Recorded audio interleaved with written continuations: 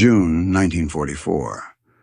From the cockpit of my F6F Hellcat, the Pacific Ocean simply disappears. Below me isn't water, but a sprawling moving city of steel, the endless decks of Task Force 58. The air hums not with my engine alone, but with the roar of 1,000 others. We are a swarm, an avalanche of fire and metal descending upon an enemy who believes this is a war of warrior against warrior. They are about to learn it is a war of factory against factory.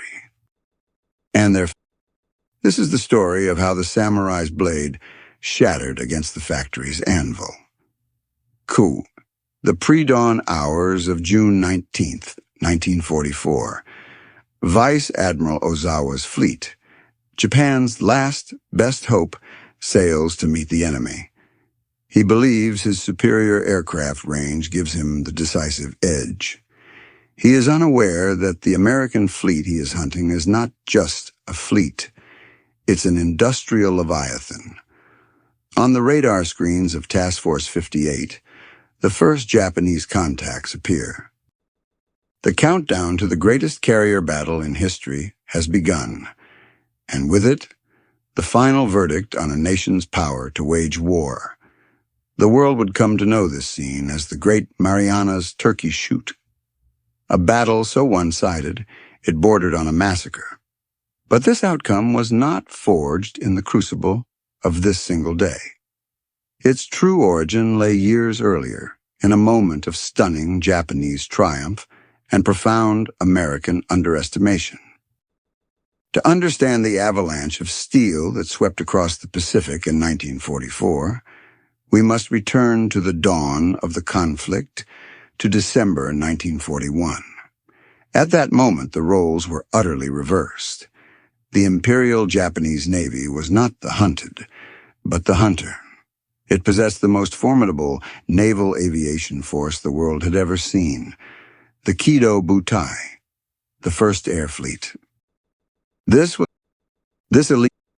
He knew Japan's economy was a fraction of America's, its industrial base roughly 10 times smaller. He famously warned that he could run wild for 6 months to a year, but after that, he had no expectation of success.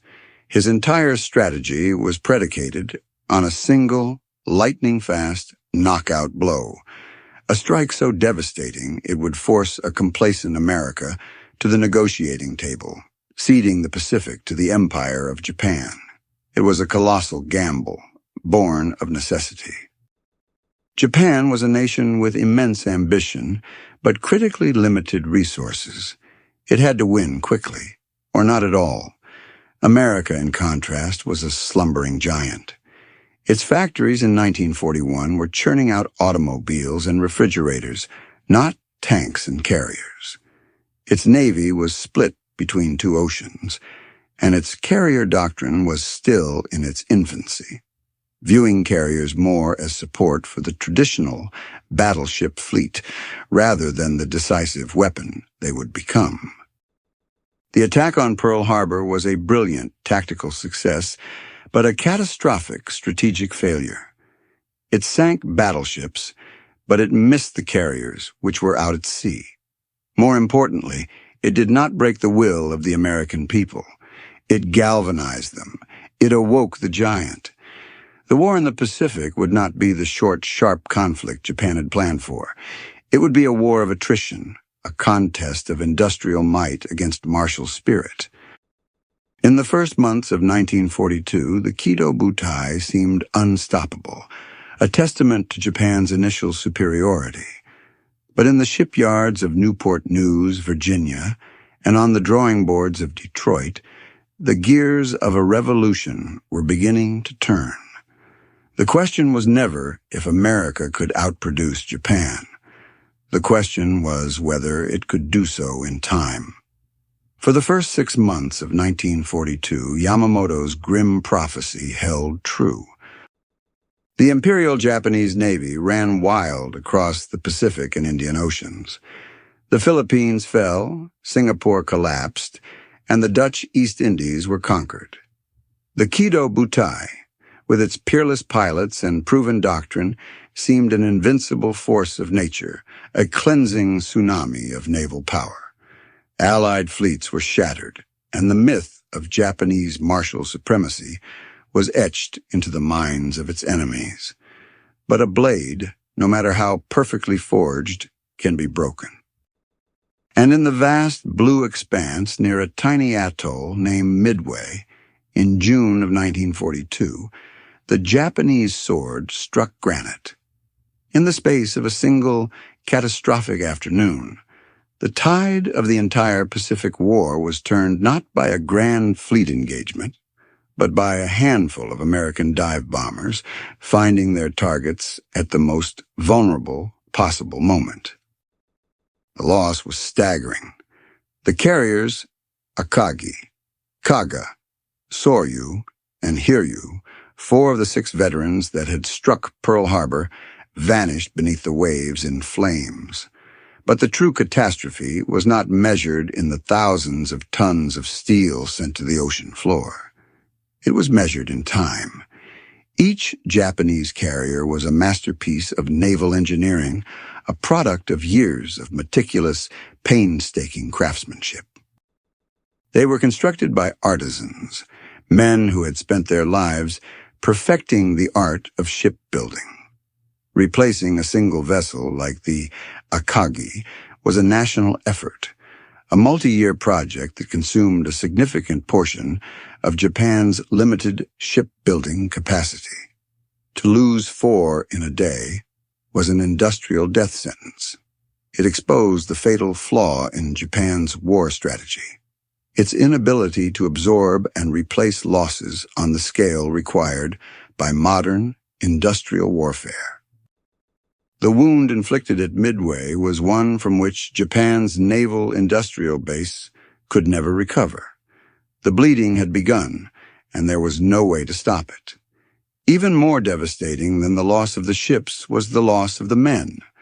A factory can build a new Zero fighter in a matter of weeks. It takes years of grueling training and combat experience to forge a veteran naval aviator.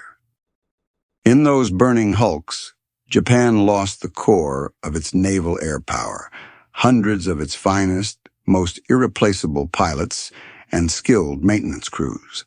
This was a loss of human capital that could not be mass-produced. While Japan now faced a future of slow, deliberate rebuilding from a critically weakened position, America was just beginning to shift its colossal industrial power into high gear. While Tokyo mourned its losses and its shipyards struggled to lay the keels for ships that would arrive too late, a revolution was taking place in places like Newport News, Virginia, and Richmond, California. The loss at Midway wasn't just a tactical defeat. It was a strategic unraveling. It bought the United States the one thing its industrial might needed most: time. And with that time, America would not just replace its losses.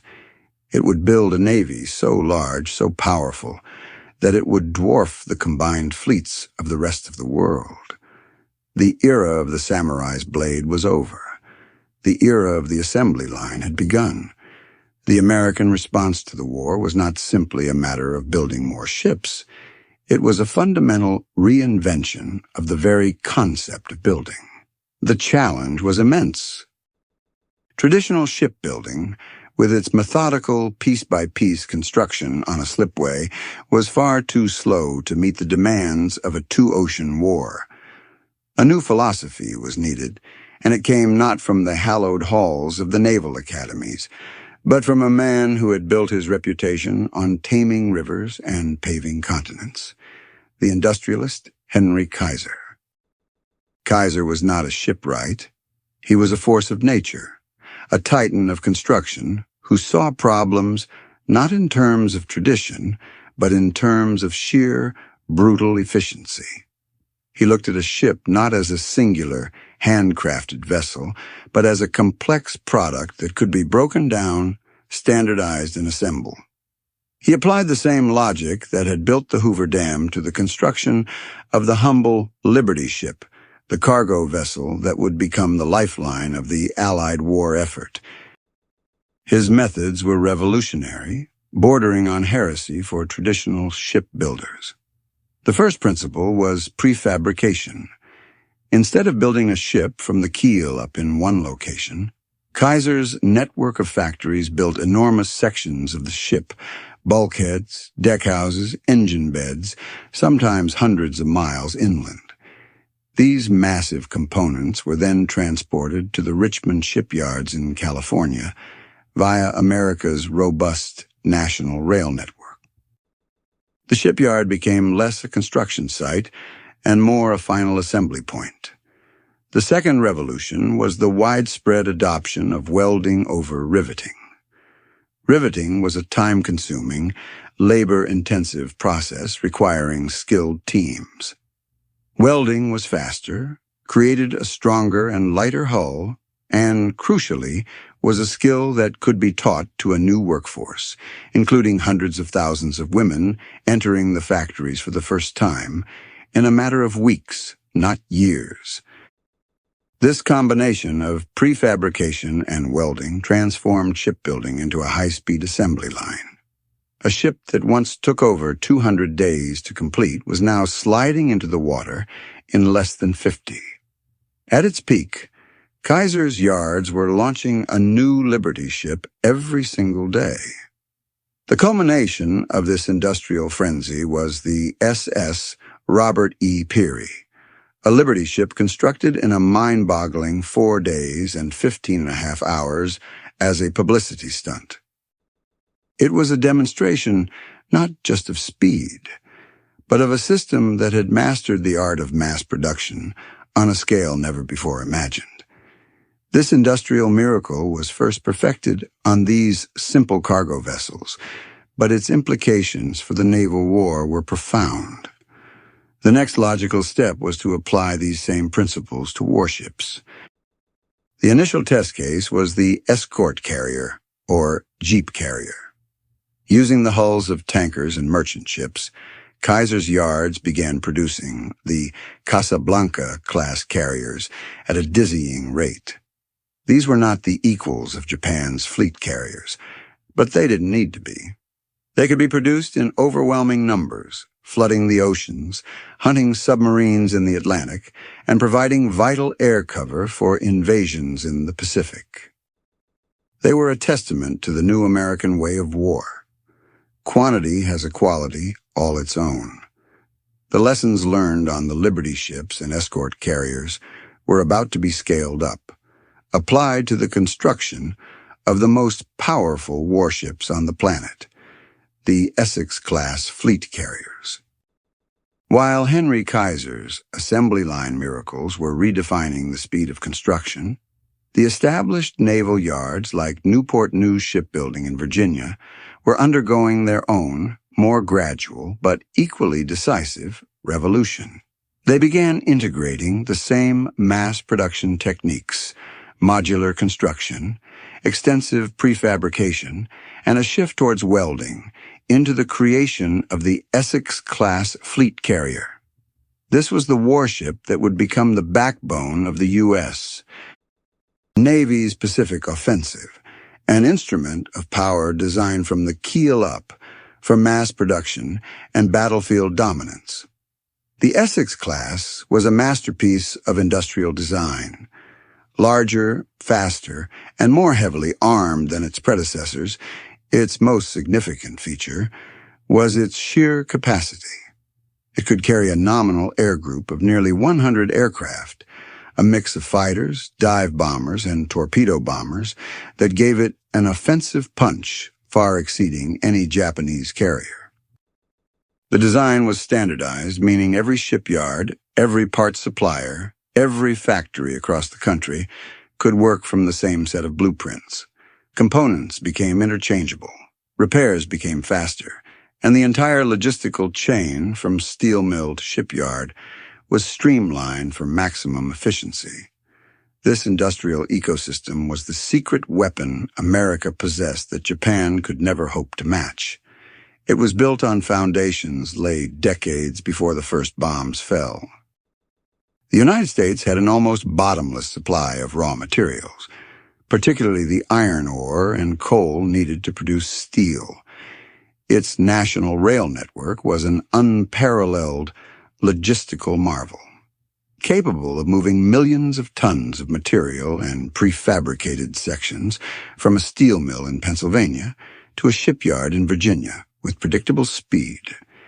And it had a vast, educated population that could be rapidly trained to perform complex industrial tasks. This was a system of systems, an interconnected web of mining, manufacturing, transportation, and labor that could be focused like a lens to project overwhelming military power. Japan, by contrast, was an industrial island. It was critically deficient in almost every strategic resource needed to wage a modern war. Its steel production was a fraction of America's.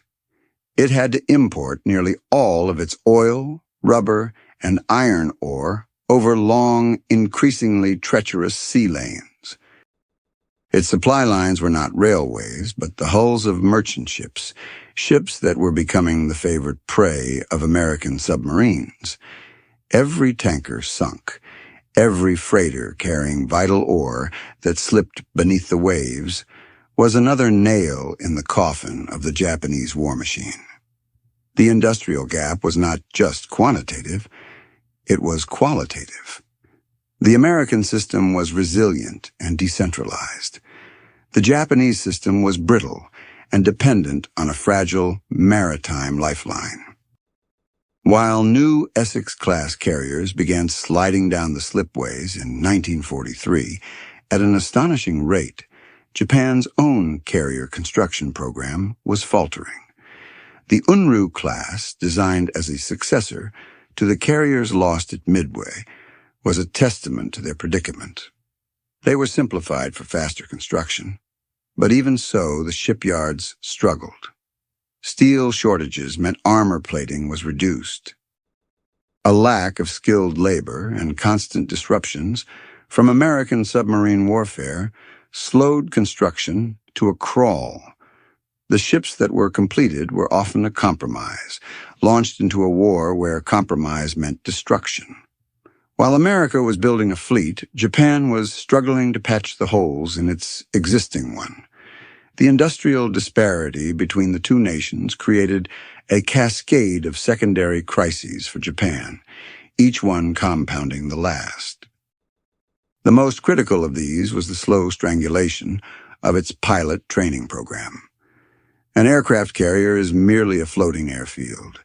Its true striking power resides in the skill and proficiency of the men who fly from its deck.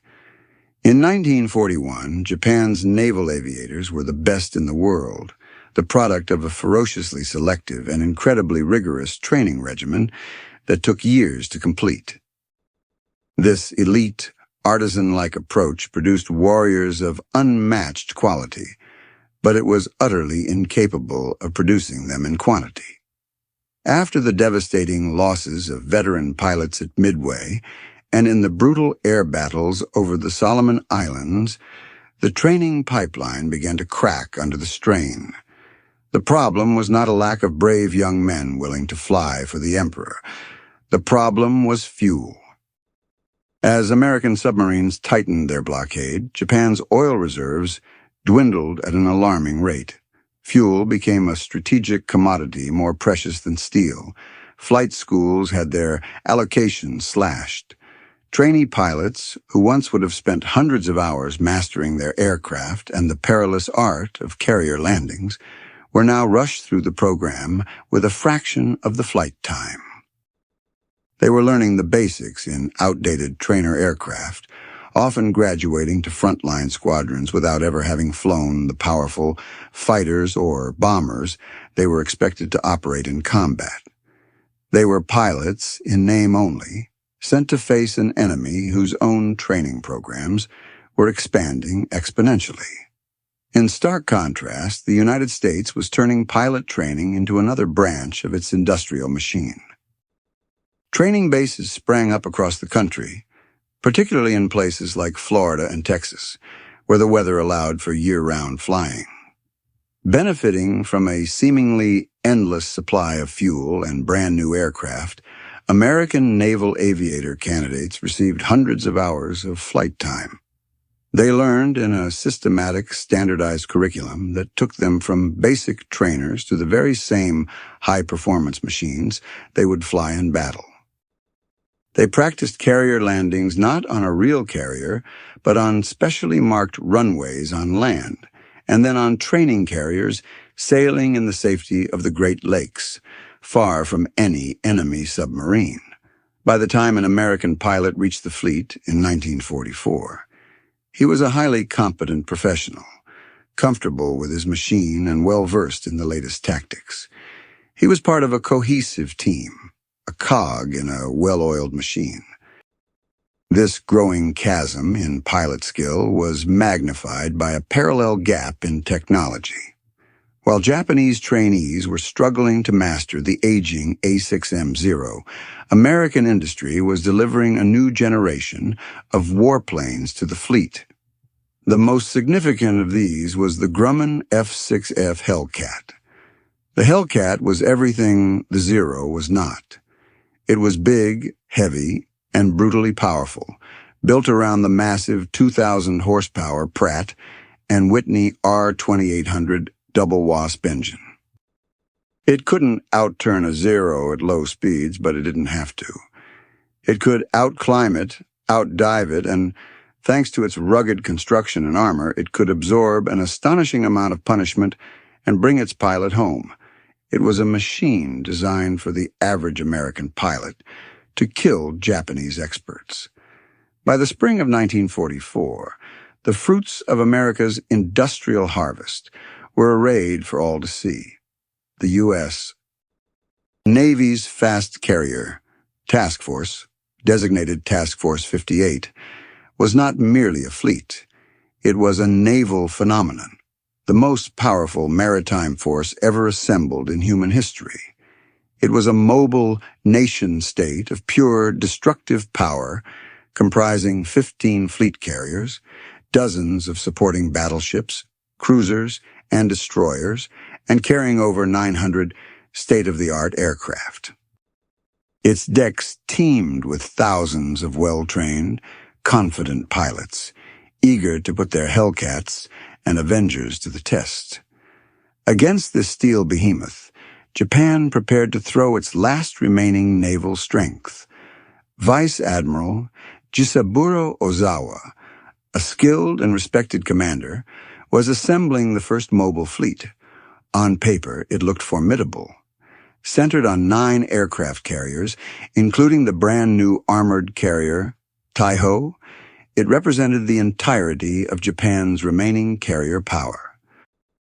But this was a fleet of profound weaknesses. The carrier Taiho, commissioned in March of 1944, was a symbol of Japan's desperate situation. She was a superb vessel with an armored flight deck designed to withstand bomb hits that had doomed the carriers at Midway. But she was one ship, a single handcrafted masterpiece entering a war now dominated by mass production. Her sister carriers in Ozawa's fleet were a motley collection of converted battleships, seaplane tenders, and light carriers, each with different speeds and capabilities, making coordinated fleet operations a nightmare. The most critical weakness, however, was in the air. Ozawa's air groups were a shadow of the Kido Butai of 1941. They were filled with rookie pilots, products of the truncated, fuel-starved training programs. These young men were brave, but they were not ready. Many had only a handful of hours in their combat aircraft and had never performed a carrier landing at sea until they joined the fleet. Their aircraft, while improved versions of the Zero, were still fundamentally outmatched by the Hellcat's sheer power and durability. Ozawa was painfully aware of these deficiencies. He knew a head-on confrontation with the American fleet would be suicidal. His entire battle plan, codenamed Operation Ago, was built around a single perceived advantage: the superior range of his aircraft. Japanese planes could be launched and recovered at a greater distance than their American counterparts. Ozawa's strategy was to find the American fleet, with his long-range search planes, launch his strike from outside the range of the American carriers, and fly onto land and refuel at airfields on Guam. The American carriers, unable to strike back at such a distance, would be methodically destroyed. It was a clever, intricate plan, a final attempt to substitute tactical finesse for a catastrophic lack of material strength. It was a samurai's plan, relying on a single, perfectly executed strike. But this plan had a fatal flaw. It assumed the Americans would be fighting the same war as in 1942. Ozawa was unaware that the Americans possessed a technological trump card that would render his range advantage completely irrelevant. On the mast of every major American warship, a new piece of technology was spinning, silently sweeping the horizon: radar. As Ozawa's fleet sailed toward the Marianas Islands in mid-June 1944, a sense of cautious optimism prevailed. His scouts had located the American fleet, but the Americans, it seemed, had not yet found him. He was poised to execute his masterstroke, to strike a distant, unseen enemy. What Ozawa could not comprehend was that the American commander, Admiral Raymond Spruance, did not need to see Ozawa's ships. He could see his aircraft. In the combat information centers, or CICs, aboard the American carriers, the naval war was undergoing a technological revolution. Here, in darkened rooms illuminated by the eerie green glow of radar scopes, a new breed of officer, the fighter director, was orchestrating the battle. They watched as the first waves of Japanese aircraft appeared as faint blips on their screens, still over 150 miles away. For Ozawa's pilots, they were flying into an empty sky, confident in their surprise attack. For the American fighter directors, they were simply targets on a grid. There was no panic, no surprise. Just the calm, methodical process of vectoring the fleet's air patrol to intercept. The Hellcats of Task Force 58, already airborne in a massive combat air patrol, were not flying blind. Guided by the precise instructions from their shipboard controllers, they climbed to gain an altitude advantage, positioning themselves perfectly between the incoming Japanese strike and the precious carriers they were sworn to protect. The Japanese pilots, flying with no such guidance, were about to blunder into a perfectly prepared ambush.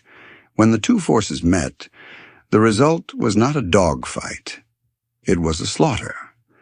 The disparity in pilot skill and aircraft performance became brutally apparent. The veteran American pilots, flying their powerful Hellcats, tore into the formations of inexperienced Japanese aviators.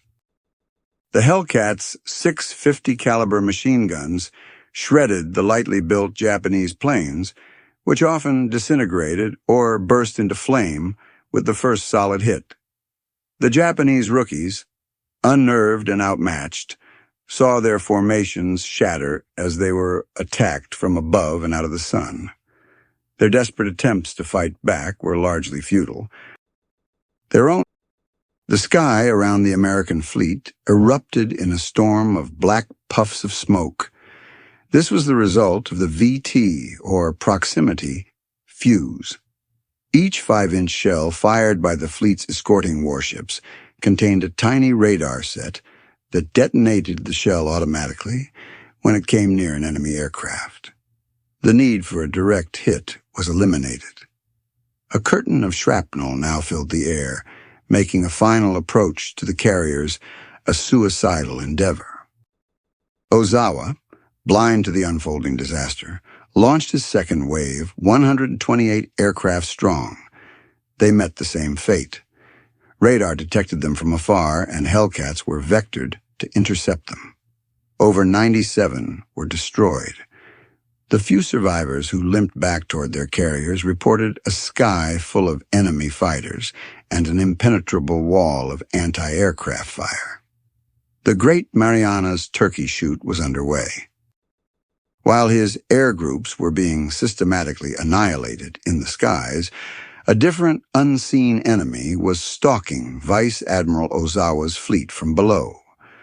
American submarines, deployed in advance of Task Force 58, had formed a lethal picket line, and Ozawa had sailed right into their trap.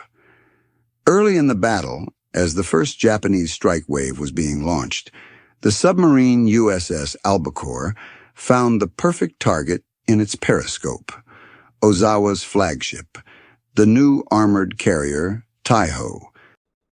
The Albacore fired a spread of torpedoes. One of them found its mark. The initial damage did not seem critical. The Taiho was a modern, well-built ship, and she shrugged off the hit, maintaining speed and continuing flight operations. However, the torpedo had ruptured one of her aviation fuel tanks. A far more serious error was made in the aftermath. In an attempt to clear the volatile fumes, an inexperienced damage control officer ordered the ship's ventilation system turned on to full blast. This had the catastrophic effect of distributing the explosive vapor throughout the entire vessel. For hours, the Taiho continued to sail, a ticking time bomb. In the late afternoon, a single stray spark ignited the accumulated fumes. The resulting explosion was colossal, ripping the armored flight deck apart and tearing through the ship's interior.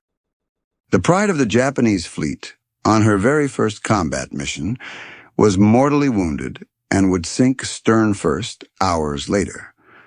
The loss of his flagship was a severe blow to Ozawa, but fate was not finished with him.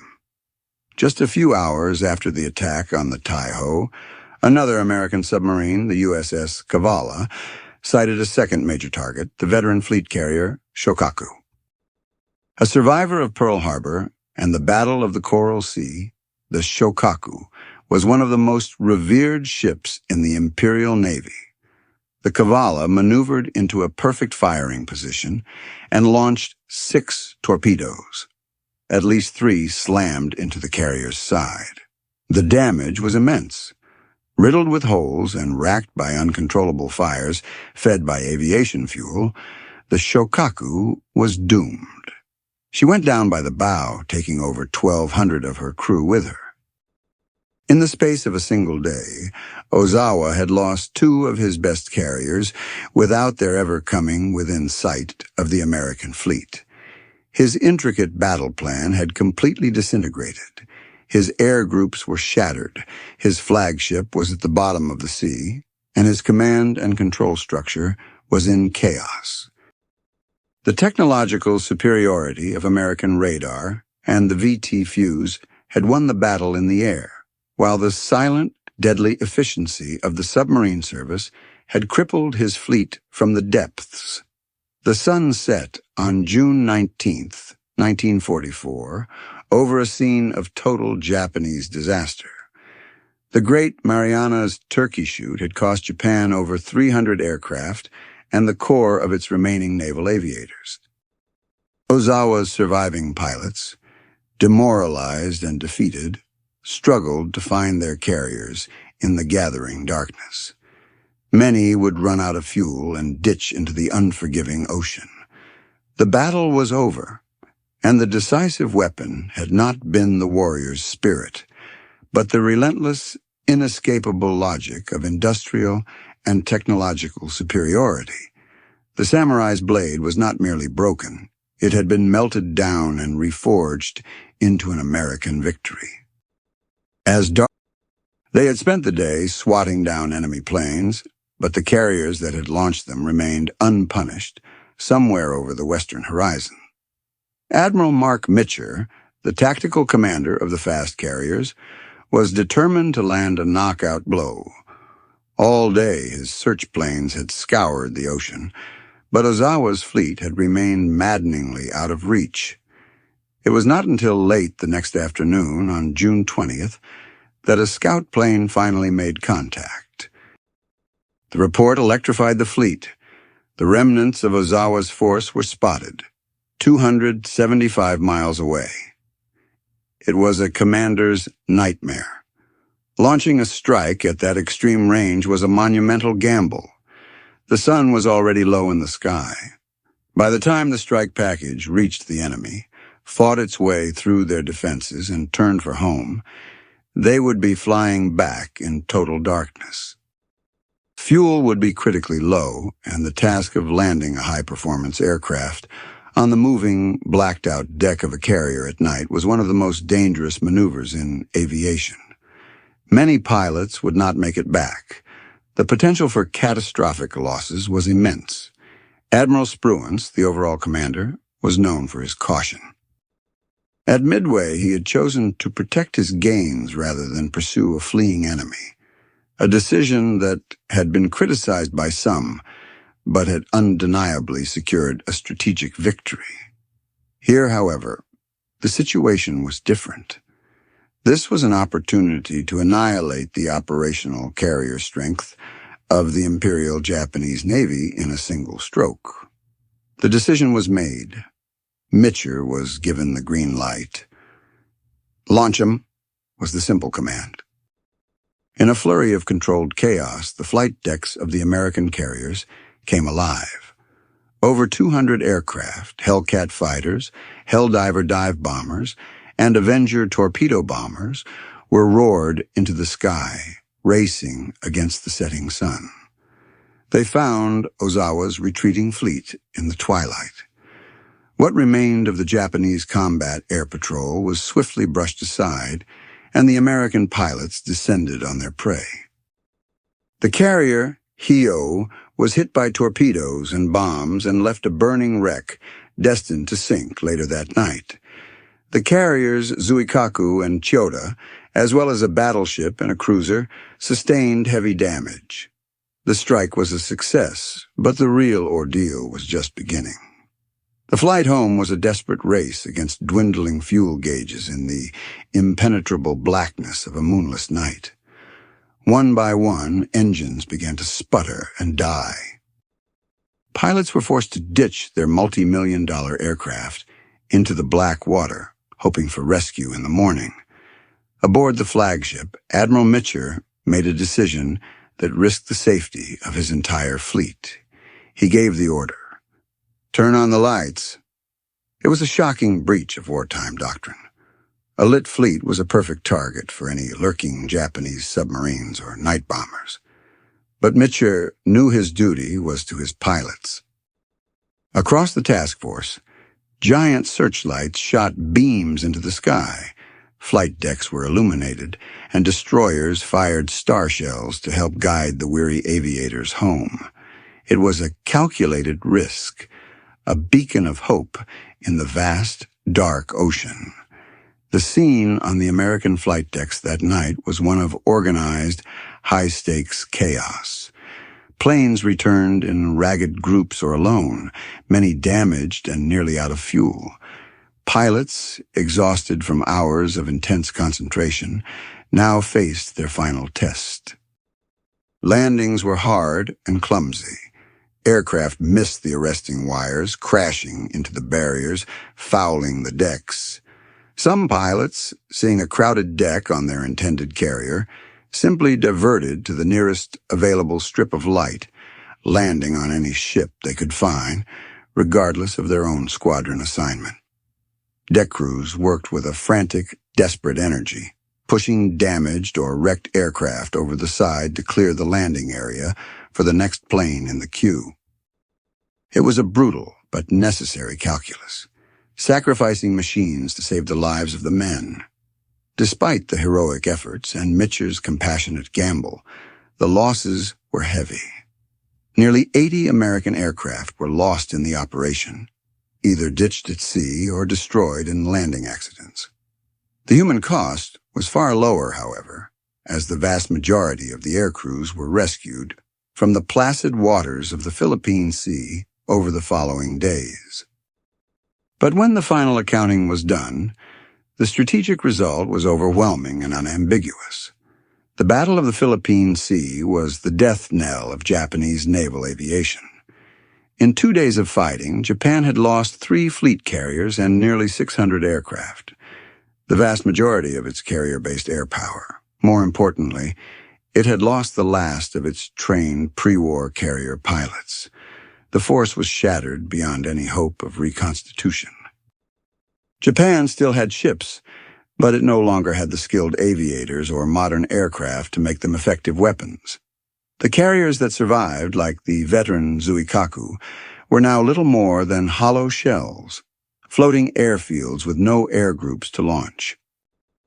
The path was now clear for the American invasion of Saipan and the Marianas, which would provide the crucial air bases from which the B-29 Superfortress bombers could begin the final, devastating air campaign against the Japanese home islands. The industrial might of the United States had not only built the ships and the planes, it had trained the pilots, developed the radar, and perfected the logistics that made this victory possible. The next time the remnants of the Japanese surface fleet would sortie in force would be at the Battle of Leyte Gulf a few months later. In that battle, Ozawa's surviving carriers, including the Zuikaku, would be used for one final, desperate mission. They would serve as a sacrificial decoy, deliberately luring the American fast carriers away from the main battle. They had been reduced from the world's most feared strike force to mere bait. The Great Marianas Turkey Shoot was the logical, inevitable culmination of a war that had been decided years before on the factory floors of Detroit and in the shipyards of Virginia. It was a lesson written in steel and fire that in the 20th century, the courage of the individual warrior, no matter how profound, could not stand against the overwhelming power of a fully mobilized, industrial nation. The samurai's spirit had met the assembly line, and the assembly line had won. The story of the Pacific War's carrier conflict is a stark illustration of a fundamental shift in the nature of warfare. At its outset, Japan held a clear qualitative advantage. Its pilots were superb, its doctrine was refined, and its initial equipment was excellent. Admiral Yamamoto's strategy, born from a deep understanding of his nation's limitations, was to seek a decisive, lightning-fast victory before America's industrial potential could be brought to bear. It was a gamble on the supremacy of the warrior over the worker, of tactical brilliance over raw production. For 6 months, the gamble paid off spectacularly. But the war Japan initiated was not the war it was equipped to fight. Pearl Harbor did not lead to a negotiated peace. It led to a total, existential conflict, a war of attrition on a global scale. In this new arena, the old metrics of victory were rendered obsolete.